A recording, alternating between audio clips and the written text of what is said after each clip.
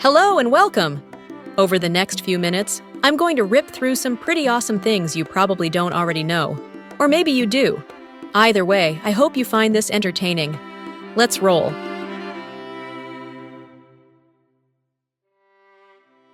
The very first American football game was played in 1869 between Rutgers University and the College of New Jersey, now known as Princeton.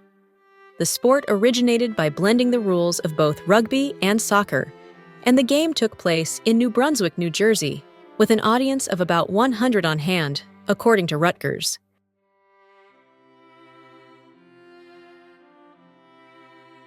Would you believe that blue lobsters exist? They're quite rare, though, so much so that the probability of a blue lobster is widely touted as being 1 in 2 million. These lobsters are so colored because of a genetic abnormality that causes them to produce more of a certain protein than others, resulting in the pigment responsible for the normal red-orange color in lobsters.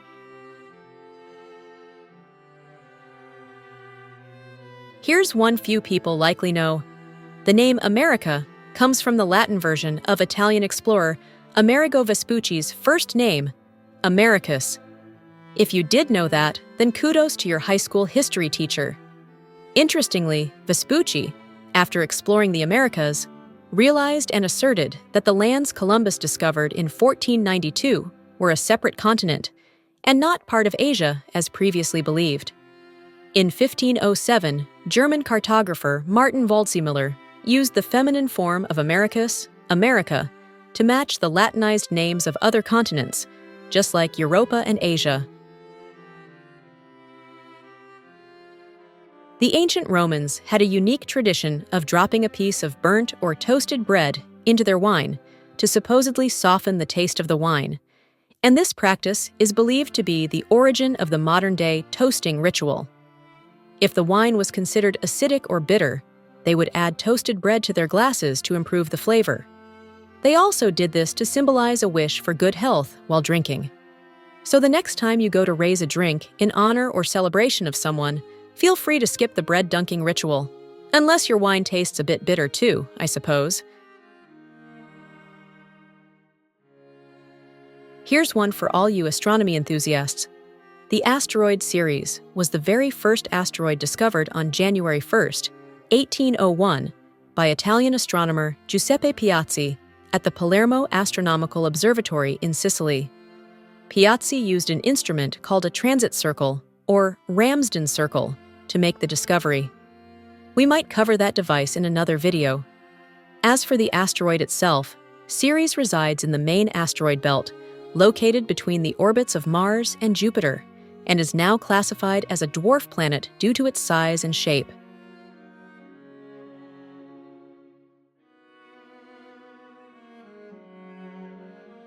How many varieties of apples do you think there are? Any guesses? Well, if you said around 7,500 varieties of apples are grown worldwide, you'd be correct. Yes, 7,500 varieties. Due to climate variation and agriculture, only about 1/3 of these are grown in the United States, and of that group, just around 100 or so are grown commercially.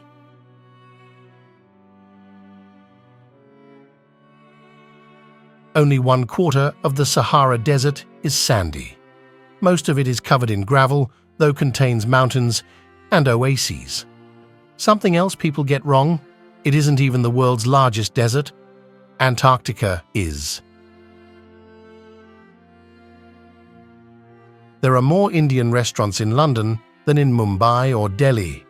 Currently, there are around 15,000 restaurants in the UK, most of them being in major cities, specifically London.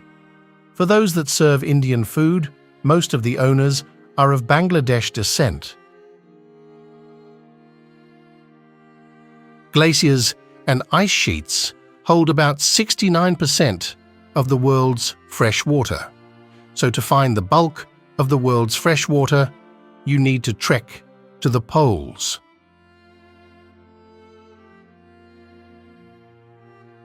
We are the minority of the total sum. What I mean is, people who are currently alive today only represent about 7% of the total number of people who have ever lived. The best place in the world to see rainbows is in Hawaii. If you're an avid rainbow gazer, then head to the islands. A 2021 study noted that Hawaii's mountains produce sharp gradients in clouds and rainfall, which are key to abundant rainbow sightings. The coldest temperature ever recorded on Earth was negative 144 degrees Fahrenheit. It was recorded in Antarctica by researchers doing fieldwork between 2004 and 2016. Just a few breaths of air at that temperature would induce severe hemorrhaging in the lungs. What's got your hair standing on end? Well now, did you know that goosebumps nowadays are mostly useless? Yes! They're a remnant of our evolutionary past and have a limited functional purpose in modern humans. Goosebumps likely helped our furrier ancestors by trapping a layer of air for insulation against the cold. They can also be triggered by intense emotions like excitement, awe, or even listening to powerful music. At any rate, we have much less body hair compared to our ancestors, making the insulation effect of goosebumps, well, insignificant. Honeybees, those tiny buzzing marvels of nature, possess an astonishing ability to recognize and remember individual human faces, a skill they likely honed through evolution to navigate complex environments. Scientists suggest that bees use a process called configural processing, similar to how humans perceive faces. When a bee encounters a human, it takes note of the unique arrangement of features like the eyes, nose, and mouth, creating a mental map. This map allows them to distinguish one face from another, much like identifying flowers in a field.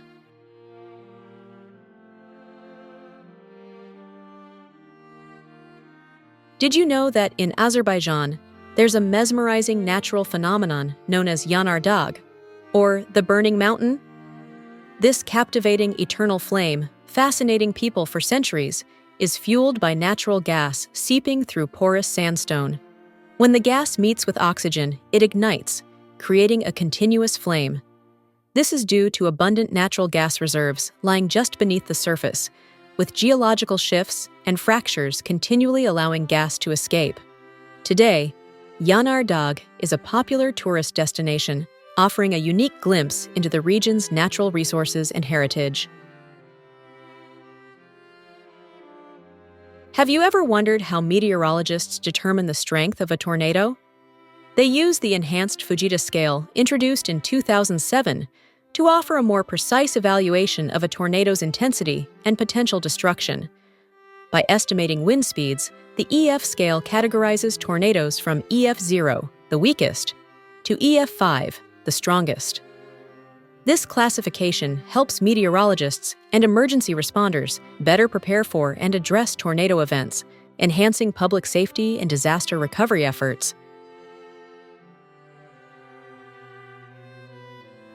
Feeling hungry?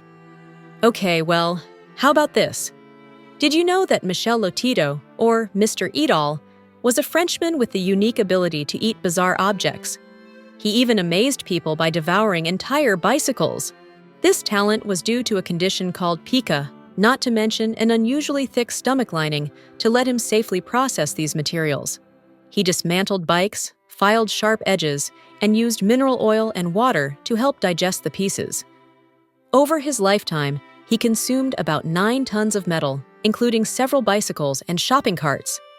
Yes, as strange as it all sounds, it's a true story. With only 3.5 million people spread across the broad landmass, Mongolia is recognized as the country with the sparsest population. The country is enormous and covers a large area of approximately 604,000 square miles. Rich in history, rugged landscapes, and where wild horses outnumber humans, Mongolia maintains thriving nomadic traditions under an endless sky.